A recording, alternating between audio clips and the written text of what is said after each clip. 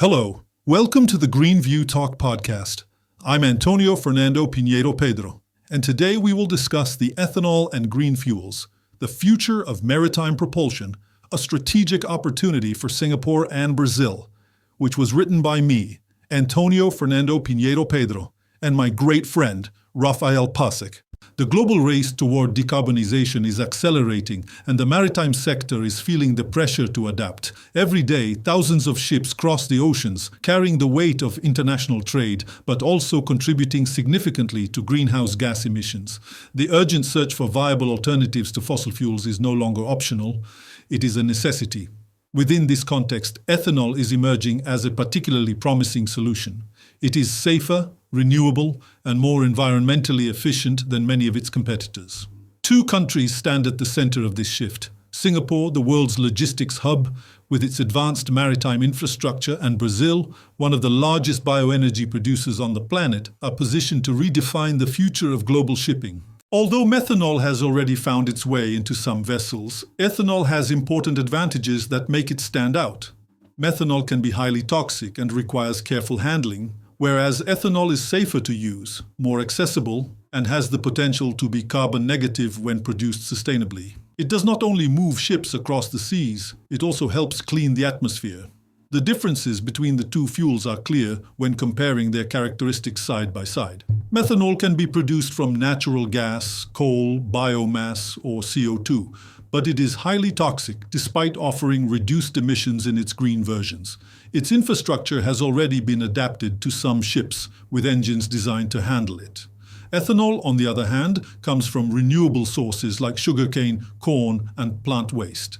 It is safer to handle due to its low toxicity, and it can reduce emissions by up to 90%. While its infrastructure is still in the testing and adaptation phase, dual-fuel engines are already under development to integrate ethanol more widely into maritime operations. This comparison shows why ethanol is increasingly seen as the superior option for sustainable shipping. Beyond safety, ethanol's true strength lies in its ability to combine environmental responsibility with practical scalability. When produced on a large scale in countries like Brazil and the United States, ethanol can be supplied consistently and competitively, ensuring long-term viability for the maritime industry. It reduces operational and environmental risks while aligning with ongoing research in dual-fuel technologies, which will soon allow ships to transition smoothly from fossil fuels to greener options. Taken together, these characteristics make ethanol one of the strongest candidates for achieving global decarbonization targets in the maritime sector. Singapore's role in this transformation cannot be overstated. Far more than just a small island nation, Singapore is the largest maritime refueling center in the world, connecting over 600 ports in 123 countries. With its state-of-the-art infrastructure and major projects such as the fully automated Tuas port, Singapore is uniquely prepared to distribute sustainable fuels on a global scale. Brazil, in turn, is the natural partner in this endeavor. As the world's second-largest producer and exporter of ethanol, Brazil possesses one of the most efficient and sustainable bioenergy matrices, powered largely by sugarcane. This translates into a very high decarbonization rate, already recognized internationally, along with a mature production chain and strong export potential that could reach up to 3 billion liters annually. Beyond energy, ethanol production strengthens Brazilian agribusiness, generating jobs, innovation, and technological progress across the country. It is true that ethanol is not alone in the race toward greener fuels. Other alternatives are gaining attention, such as liquefied natural gas, which can cut carbon emissions by around 20%, or green ammonia, which offers zero carbon emissions but requires extremely careful handling. Biodiesel and biobunker, derived from waste, present additional options with lower carbon footprints, while green hydrogen promises zero emissions and high energy density. E-methanol and biomethanol, derived from renewable sources, could also contribute to reducing emissions by up to 95%. Yet despite this growing diversity, ethanol continues to stand out because it combines availability, scalability, and safety in ways that few other options can match today.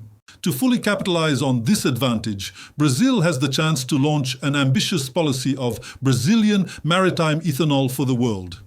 Such a strategy would involve expanding energy diplomacy with key hubs like Singapore and Rotterdam, creating incentives for the development of second-generation ethanol through green credit systems, modernizing port infrastructure for maritime refueling, adopting international sustainability certifications, and investing in cutting-edge research on dual-fuel engines and smart logistics.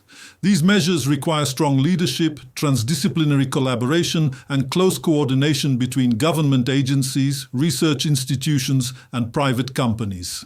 The impact of such a transformation would be profound. For Brazil's energy sector, it would mean strengthening the country's already renewable heavy matrix and reducing dependence on fossil fuels. For logistics, it would open the door to modernized ports and optimized export corridors, positioning Brazil as a central link in the global decarbonization chain. And for the maritime sector as a whole, it would represent a decisive step toward reducing emissions, improving safety, and accelerating the transition to a cleaner future.